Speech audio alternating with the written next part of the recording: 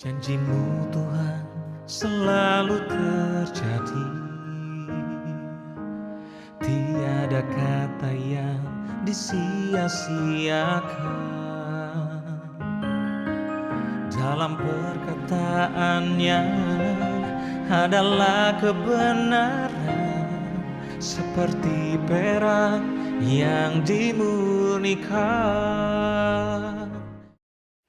Kasih karunia menyertai kamu dan damai sejahtera dari Tuhan Allah Bapa kita dan dari anaknya Tuhan Yesus Kristus. Amin. Jemaat Tuhan yang berbahagia dan penuh sukacita, salam sehat dan tetap semangat. Selamat menerima hari baru di pagi hari ini. Kita yakin dan percaya Tuhan akan selalu mencurahkan berkat-Nya buat kita. Tuhan Yesus selalu peduli bagi kita dan senantiasa mengasihi kita. Selalulah berpengharapan dan tak ada yang mustahil bagi Tuhan. Horas dan Salam. Sahabat yang baik hati, yang dikasihi oleh Tuhan Yesus Kristus, marilah kita menggunakan waktu sejenak untuk berdoa, membaca, dan merenungkan firman Tuhan untuk kita dengarkan pada pagi hari ini, Senin tanggal 20 Juni 2022, yaitu yang tertulis di dalam 2 Petrus pasal 3 ayat 9. Demikian dikatakan firman Tuhan. Tuhan tidak lalai menepati janjinya. Sekalipun ada orang yang menganggapnya sebagai kelalaian, tetapi ia sabar terhadap kamu.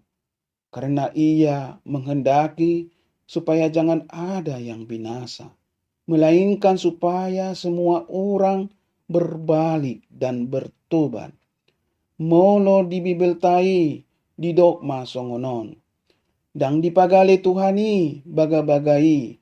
Songon nanidok ni rohani nadeba. Alai lambas do rohana midahamu. Ai dipangido rohana naing unang manian mago agia ise. Naing matahe saluhutna sahat tuhamu baon ni roha.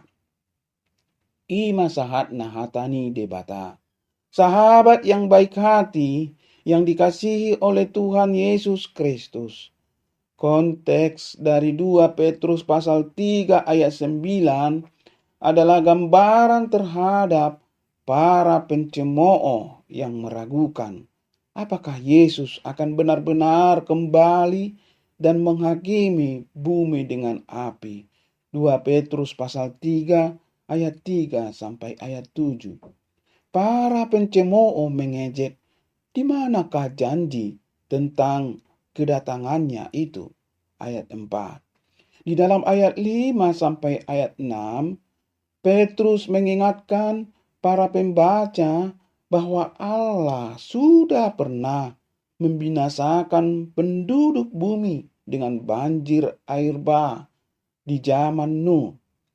Pada ayat 7, Petrus mengingatkan para pembaca bahwa langit dan bumi yang ada sekarang akan hancur dimakan api. Petrus kemudian menjawab pertanyaan yang mungkin direnungkan oleh para pembacanya, yakni, mengapa Allah menunggu lama sekali sebelum bertindak? Di dalam ayat 8, Petrus memberitahu para pembacanya bahwa Allah berada di luar konsep waktu. Bagi kita terasa sangat lama, namun bagi Allah hanya bagaikan kedipan mata. Kemudian di dalam ayat 9 firman Tuhan kita ini, Petrus menjelaskan mengapa Allah menanti begitu lama menurut sudut pandangan kita. Ialah kemurahan hati Allah yang menunda penghakimannya. Allah sedang menunggu dan memberi manusia kesempatan bertobat. Dalam beberapa ayat kemudian, Petrus mengingatkan para pembaca supaya hidup secara kudus dalam menanti faktanya bahwa Yesus pasti akan kembali. Dalam konteksnya, 2 Petrus pasal 3 ayat 9 mengajar bahwa Allah sedang menunda penghakimannya guna memberi manusia lebih banyak kesempatan untuk bertobat. Ayat 2 Petrus 3 ayat 9 tidak menggagalkan ide bahwa Allah memilih supaya orang-orang khusus telah dipilih untuk selamat. Pertama, dalam konteksnya, ayat ini tidak berbicara tentang pemilihan. Kedua, menghendaki supaya jangan ada yang binasa. Jika ditafsirkan sebagai tidak akan memperbolehkan siapapun untuk binasa, hanya mengantar kita pada doktrin palsu universalisme. Akan tetapi Allah masih dapat menghendaki supaya jangan ada yang binasa, sambil tetap memilih supaya ada yang selamat. Tidak ada perselisihan di sana. Allah tidak menghendaki dosa masuk ke dalam dunia melalui kejatuhan Adam dan Hawa.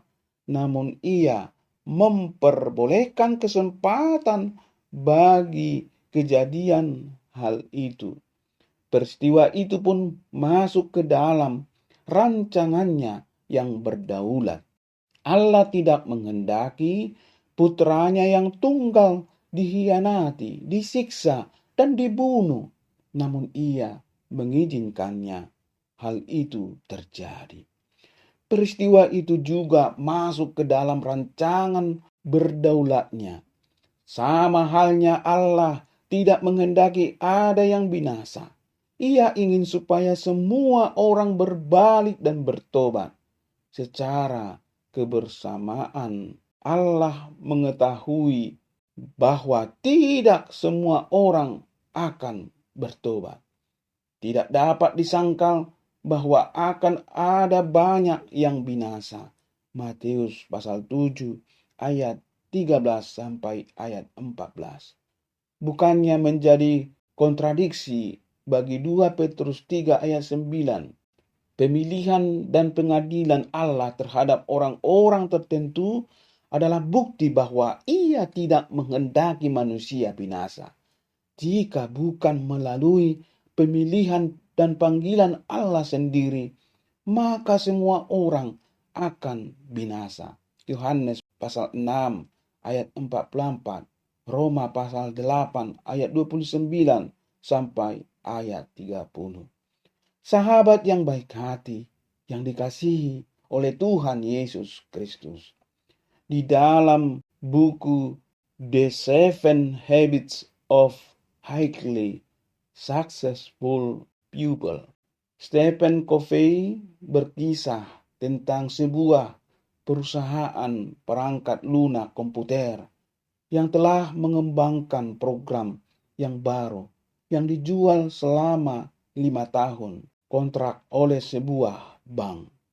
Pimpinan bank tersebut sangat bersemangat dengan program tersebut dan anak buahnya sangat mendukung. Namun demikian, sebulan kemudian bank itu berganti pimpinan. Pimpinan yang baru mengatakan bahwa ia ingin membatalkan kesempatan tersebut. Pemilik perusahaan komputer itu menyadari bahwa perusahaan sedang dalam kesulitan finansial. Ia tahu bahwa ia pun hak legal untuk memaksakan kontrak itu. Namun ia juga tahu hal yang benar yang harus ia lakukan. Ia mengatakan kepada pimpinan bank, "Kita punya kontrak bank. Anda telah menjamin produk dan pelayanan kami untuk mengubah ke program komputer yang baru ini. Namun, kami mengerti bahwa Anda tidak senang dengan itu. Jadi yang akan kami lakukan adalah mengembalikan kontrak itu kepada Anda, mengembalikan deposit Anda. Dan kalau Anda mencari-cari solusi perangkat lunak di masa depan, kembalilah dan temui kami lagi. Dengan berbuat demikian, ia membatalkan kontrak senilai 84.000 US dollar. Itu seperti tindakan bunuh diri bagi perusahaannya. Namun demikian, 3 bulan kemudian, pimpinan bank yang baru itu menelepon untuk mengatakan, saat ini saya akan mengadakan perubahan dalam pemrosesan data kami, dan kami ingin berbisnis dengan Anda. Mereka akhirnya menandatangani kontrak senilai 240.000 US dollar. Sahabat yang baik hati, yang dikasihi Tuhan Yesus Kristus. Orang lain mungkin seringkali melupakan janjinya kepada kita. Tetapi tidak demikian dengan Tuhan. Tuhan selalu menempati janjinya kepada kita. Tidak tergantung situasi atau hambatan-hambatan dan keterbatasan yang kita miliki. Sekali ia berjanji, maka ia pasti akan menepatinya. Itu sebabnya, berdirilah teguh di atas janji Tuhan. Jangan bimbang dan jangan meragukan janji Tuhan. Sekalipun saat ini mungkin keadaan Anda sedang dalam tantangan dan persoalan yang besar, tetaplah pegang janjinya dan percayalah bagi Tuhan yang berjanji kepada Anda jauh lebih besar kuasanya daripada semua tantangan yang saat ini sedang Anda hadapi. Orang lain mungkin bisa lupa janjinya kepada kita, tetapi Tuhan tidak pernah melupakan janjinya. Tuhan selalu setia dan menepati janjinya bagi kehidupan kita orang percaya kepadanya. Maka kita harus tetap setia dan percaya kepada Tuhan. Maka berkat Tuhan mengalir dalam kehidupan kita. Amin. Mari kita berdoa. Kami bersyukur sebab Engkau Tuhan yang tidak pernah melupakan janjimu kepada kami. Sekalipun seringkali kami mengalami kesulitan mempercayai bahwa janjimu pasti digenapi. Tetapi kami tahu bahwa di balik semuanya itu Engkau sedang bekerja untuk menggenapi janji-janjimu dalam hidup kami. Terima kasih Tuhan. Di dalam nama Tuhan Yesus kami berdoa dan mengucap syukur. Amin. Horas. Salam. Janji Tuhan seperti fajar yang bersinar di setiap pagi. Janji Tuhan selalu setia menuntunku. Pada janjimu hatiku percaya.